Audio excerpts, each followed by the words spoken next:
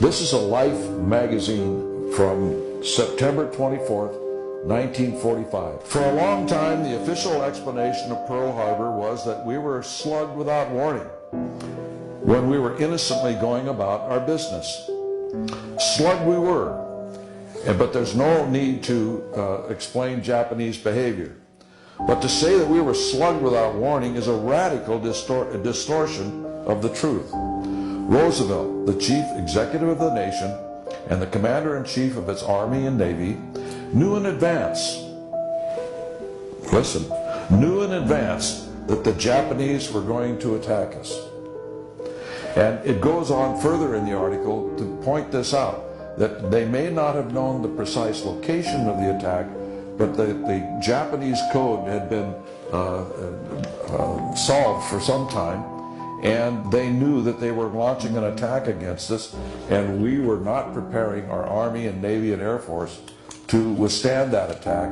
In fact, in many cases, what we were doing was even making sure that we could be attacked. 9/11's another good example. People were warned not to show up for work on what otherwise should have been an ordinary Tuesday, including World Trade Center complex leaseholder Larry Silverstein and his daughter, whose bodyguards, according to Luke Rudowski of We Are Change, received a phone call warning them on the morning of 9/11 not to come to work either. Not only that, but how did this BBC reporter know that Building 7, which was never even hit by a plane, just by the way, was about to collapse into its footprint well before it did?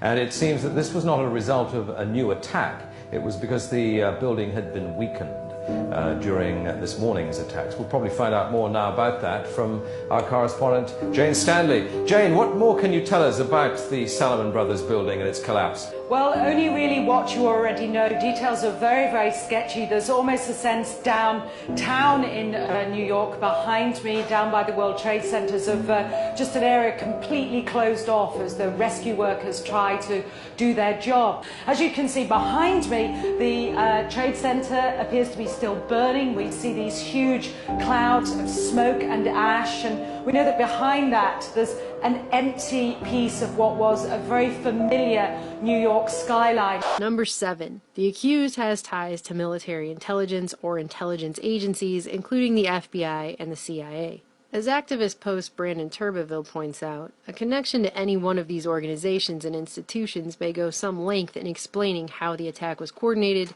the motivation of the perpetrators, the actual involvement or not of the suspects, and who actually directed the operation. The Tsarnaev brothers, aka the Boston Marathon bombing patsies, had been on the FBI's radar long before